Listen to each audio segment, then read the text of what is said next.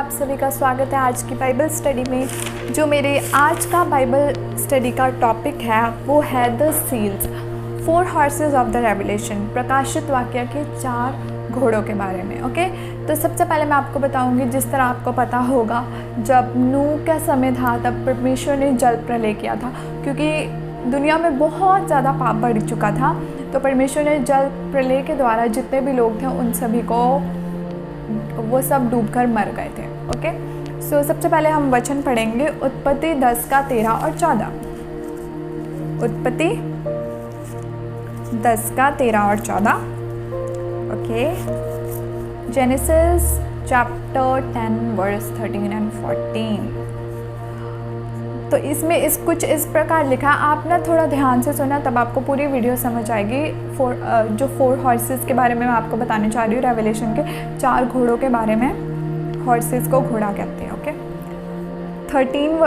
13 वर्ष में कुछ इस प्रकार लिखा है, मिस्र के वंश में लूदी, अनामी, लहाबी, नप्तूही और पत्रूसी, कसलूही और कप्तोरी लोग हुए।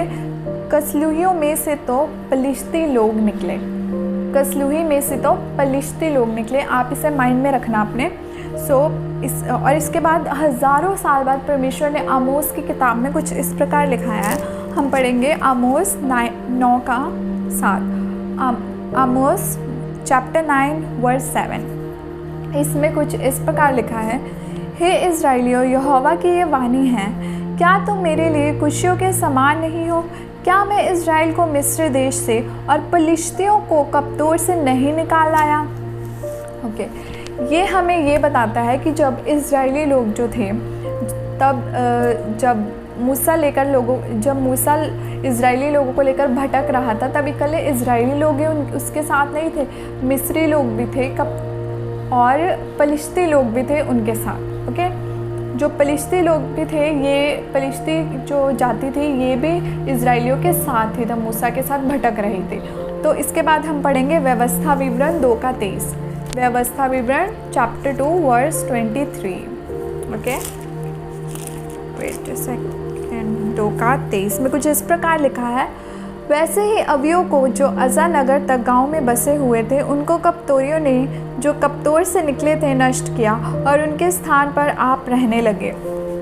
ओके, जो पलिश्ती लोग थे उन्होंने क्या किया, जो अवी जाति थी, जो अवी जाति रहती थी, पलिश्ती लोगों ने उन्हें मार डाला और उनकी जगह पलिश्ती लोग खुद, जो पुराने टाइम के पलिश्ती लोग थे, उन्होंने अवी लोगों को मार दिया और उनकी जगह उन्होंने कब्ज़ा कर लिया। और ये वही जगह है जो मैंने आपको बताया ना, इज़राइल है। मैं आपको बताती हूँ, जो इज़राइल है, इज़राइल के बिल्कुल साथ में है ये वाली कंट्री। ओके, जो पलिश्ती लोग ने क्या किया, जो अवी जाती थी उसे ख़त्म करके खुद वहाँ पे कब्ज़ा कर लिया। और आज के टाइम में, जो अभी का समय चल रहा है, आज के टाइम में इज़राइल की जो इज़राइल देश है उस पर सबसे ज़्यादा इज़राइल को सबसे ज़्यादा मुश्किलों का सामना इसी जगह से करना पड़ रहा है। तो परमेश्वर ने जो इज़राइल है वो परमेश्वर ने एक बाइबल को एज अ डॉक्यूमेंट बनाया, परमेश्वर यहोवा ने, कि जो यहूदी लोग हैं इज़राइल उनके लिए है। ओके, परमेश्वर ने रजिस्ट्री कर दिया बाइबल के थ्रू कि जो इज़राइल है वो यहूदी लोगों के लिए है। ओके, तो इसमें से ये जाहिर होता है कि अभी जो युद्ध हुआ था इज़राइल का और पलिश्ती लोगों का, तो इसमें ये जाहिर होता है जो मुस्लिम लोग हैं, जो मुस्लिम कंट्रीज़ है, जो मुस्लिम कंट्रीज़ है वो मोस्टली पलिश्ती के साथ है, जो इज़राइल के विरोध में है। 57 मुस्लिम कंट्रीज़ थी जो इज़राइल के विरोध में थे, जो इज़राइल के ख़िलाफ़ थी। और जिन लोगों को पलिश्ती के बारे में नहीं भी पता था, अब पूरी दुनिया में सभी को पता लग चुका है पलिश्ती कौन सी कौम है और जो पलिश्ती का फ्लैग जो है वो फ्लैग कैसा दिखता है, सभी लोगों को अब पूरी दुनिया में पता लग गया।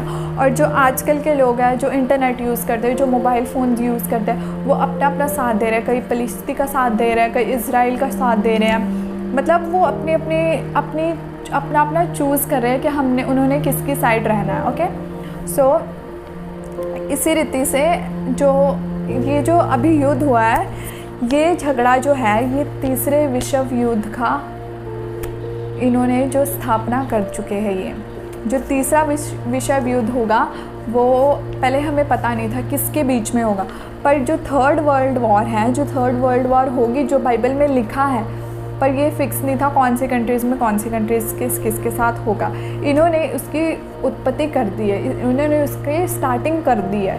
जो तीसरा विश्व युद्ध है, जो थर्ड वॉर है, इसी टॉपिक पे, इसी बेसिस पे होगा। ओके, तो मैं आपको सबसे पहले 4 रंगों के बारे में बताऊंगी, red, white, green and black. सबसे पहले मैं आपकी स्क्रीन पर एक फ़्लैग दिखाती हूँ। ये पलिश्ती का फ्लैग है, इस पे कलर्स देखिए आप, red, black, green and black. Okay, so आपने देख लिया होगा। तो बाइबल में प्रकाशित वाक्य में इन 4 रंगों के बारे में कुछ दिया गया है। तो प्रकाशित वाक्य चैप्टर 6 जब आप खुद पढ़ोगे तब आपको क्लियर हो जाएगा, पर लेकिन मैं अभी इधर से पढ़कर आपको बता देती हूँ। जो प्रकाशित वाक्य चैप्टर 6 है, उसमें 4 कलर्स के बारे में बताया और 4 घोड़ों के बारे में बताया। जो 4 घोड़े हैं उनके ऊपर कोई ना कोई सवार है, और हर एक के साथ एक बैड न्यूज़ जुड़ी हुई है। हर एक घोड़े के साथ एक बैड न्यूज़ जुड़ी हुई है। सबसे पहले मैं आपको बताऊंगी, इन 4 रंगों पर हम ध्यान देंगे। तो जो प्रकाशित वाक्य चैप्टर 6 में लिखा है, ये जो पहला घोड़ा है, मैं पूरे वर्सेस नहीं रीड करूँगी, मैं मेन आपको ऊपर से बताऊँगी। जो पहला घोड़ा है वो है वाइट कलर का, जो सेकंड घोड़ा है वो है ब्लैक कलर का, जो थर्ड घोड़ा है वो है रेड कलर का, और जो फोर्थ घोड़ा है उसका हिंदी बाइबल में लिखा है पीला सा। बट लेकिन ये पीला सा हिंदी बाइबल में ट्रांसलेशन गलत की है। जब हम इसे ग्रीक भाषा में जब मैंने इसे ट्रांसलेट किया तो उसका अर्थ निकला क्लोरस, और जो क्लोरस का अर्थ है, और इसका अर्थ निकला क्लोरस, और क्लोरस का अर्थ है हरा रंग। ये पीला सा कलर नहीं है। जब आप ग्रीक भाषा में खुद भी आप सर्च कर सकते हो, इसका अर्थ निकलेगा क्लोरस, और क्लोरस का अर्थ है हरा। और जो चौथा घोड़ा है उसका रंग है हरा रंग। ओके, इसी रीति से जो मैंने आपको कलर्स के बारे में बताया, अब मैं आपको कुछ फ्लैग्स दिखाऊंगी और उनके कलर्स आप देखना। जो आपकी स्क्रीन पर अभी आएंगे फ्लैग्स, आप उन सभी के कलर्स देखना। ओके, जो बाइबल में कलर्स कौन से दिए हैं, white, black, red and green. और जो मैं आपको फ्लैग्स दिखाऊंगी उनके कलर्स भी आप देखना। जो पहला फ्लैग है वो है जॉर्डन का फ्लैग, इसका कलर है white, black, red and green. Okay, Sudan का flag white, black, red and green. Kuwait का flag white, black, red and green. UAE का flag white, black, red and green. Iraq का flag white, black, red and green. Libya का flag white, black, red and green. Afghanistan का flag white, black, red and green. Syria का flag white, black, red and green. और last में मैं आपको दिखाऊंगी पलिश्ती का फ्लैग, पलिस्तीनी का flag white, black, red and green. ये जो सारे देश के मैंने आपको फ्लैग दिखाए, ये सारे इज़राइल के आसपास के देश हैं। और जो बाइबल में लिखा है, बाइबल में प्रकाशित वाक्य 6:8 में लिखा है कि इसमें कुछ इस प्रकार लिखा है, जो वर्ल्ड की पॉपुलेशन है, जो पूरे पृथ्वी की पॉपुलेशन में से 1/4 पॉपुलेशन मर जाएगी। जब यीशु मसीह का दूसरा आगमन होगा, जब यीशु मसीह की सेकंड कमिंग होगी, जो पृथ्वी की 1/4 पॉपुलेशन है वो ख़त्म हो जाएगी, वो मर जाएगी। जितने भी जब यीशु मसीह का दूसरा आगमन होगा, जितने भी एंटी क्राइस्ट लोग हैं वो सब मारे जाएंगे। बाइबल में लिखा है, प्रकाशित वाक्य 6:8 में, आप खुद पढ़ सकते हैं। सो इसी रीति से यहोवा परमेश्वर ने क्या किया, यहोवा परमेश्वर ने अपनी एग्जिस्टेंस का प्रूफ दे दिया। प्रकाशित वाक्य में जो लिखा है, उत्पत्ति से लेकर प्रकाशित वाक्य तक यहोवा परमेश्वर ने अपने मतलब जो ये जो फिलिस्तीन का जो वॉर हुआ है, जो युद्ध हुआ है, प्रकाशित वाक्य से उत्पत्ति से लेकर प्रकाशित वाक्य तक इसके अंदर प्रूफ दिया गया। और यहोवा परमेश्वर ने अपनी एग्जिस्टेंस का इसमें प्रूफ दे दिया है कि जो भी इज़राइल के साथ लड़ेगा, जो भी उसके अगेंस्ट होगा, वो ऐसा कटोरा पी लेगा कि वो हमेशा लड़खड़ाएगा। ओके, और जो शैतान सचमुच में है वो ऐसी कौमों को खड़ा करेगा जानबूझ के जो इज़राइल के अगेंस्ट हो, और जो इज़राइल के अगेंस्ट हो गया, आपको तो उसका पता है वो कैसा कटोरा पी लेगा। ओके, सो इसी रीति से मैं आपको बताना चाहती थी कि हमें जो बाइबल में यीशु मसीह दिया गया उसके साथ रहना। अगर हम उसके साथ चलेंगे, उसके साथ रहेंगे, तो हम सुरक्षित रहेंगे। जो मसीही लोग हैं, जो कलीसिया है, जो परमेश्वर की फैमिली है, वो हमेशा सुरक्षित रहेगी। हम लोग सुरक्षित रहेंगे अगर हम बाइबल के यीशु मसीह के साथ चलेंगे। सो इसी रीति से मैं आपको बताती हूँ, जो आप लोग यीशु मसीह को अपनी लाइफ में एक्सेप्ट करें और आप सुरक्षित रहें हमेशा। इसी रीति से मैं अपना वचन ख़त्म करूँगी और यही कहूँगी, save yourself bye accepting Jesus in your life. Thank you, God bless you all, shalom.